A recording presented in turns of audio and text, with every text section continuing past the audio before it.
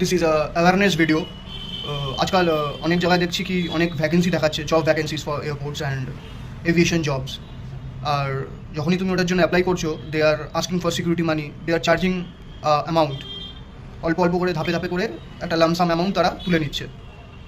তুমি একটা জবের ভ্যাকেন্সি দেখলে, সেটাকে তুমি অ্যাপ্লাই করলে, ঠিক আছে, তো তারপর তারা বলছে রেজিস্ট্রেশন ফির জন্য কিছু টাকা লাগবে, ড্রেসের জন্য কিছু টাকা লাগবে, এরকম করে করে ধাপে ধাপে ধাপে ধাপে কিছু কিছু টাকা তারা তুলে নিচ্ছে। Be aware of that fake jobs. এগুলো একটাও ঠিক জব নয়। কোনো কোম্পানি যদি রিক্রুটমেন্ট থাকে, তারা লিঙ্কডইনে দেয় বা তাদের অফিসিয়াল ওয়েবসাইটে দেয় ফর জব ভ্যাকেন্সি।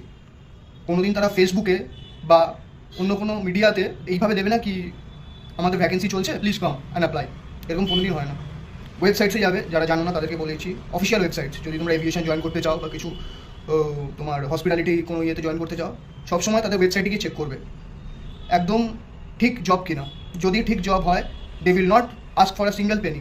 1 টাকাও তোমাকে চার্জ করবে না তারা। তারা ইন্টারভিউ নেবে, তারাই সব কিছু কন্ডাক্ট করবে, সব কিছু তারাই করবে। You don't have to pay a single amount of rupees. যদি সেরকম হয়, in that case it's a genuine company.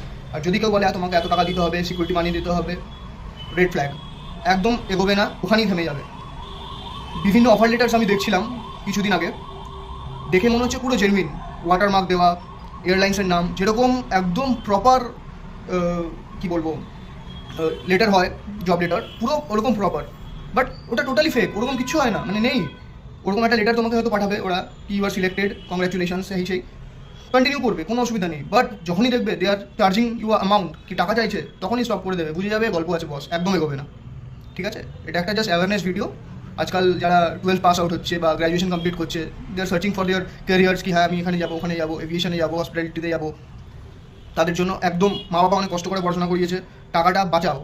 এরকম ভুলভাল জায়গায় টাকা দিয়ে টাকা ওয়েস্ট করো না। একটা টাইম যখন আসবে তখন বুঝতে পারবে কি হ্যাঁ এটা তুমি ভুল করে ফেলেছো। ইটস বেটার আগে থেকে তুমি জানো যে কী কী হয়, কী কী না হয়। কোনো এয়ারলাইন্স কখনো তোমার কাছে 1 টাকা চার্জ করবে না। প্রপার তোমার ওয়েবসাইটে ইন্টারভিউয়ের ডেট, টাইম, ভেনিউ সব কিছু দেওয়া থাকবে। তুমি যাবে, ইন্টারভিউ দেবে, যদি if you get selected, then they will give you a call back কি you are selected for the next round, please come on that day. এরকম করে করে ধাপে ধাপে তোমার ইন্টারভিউ হবে। কোনোদিন কেউ 1 টাকা চার্জ করবে না।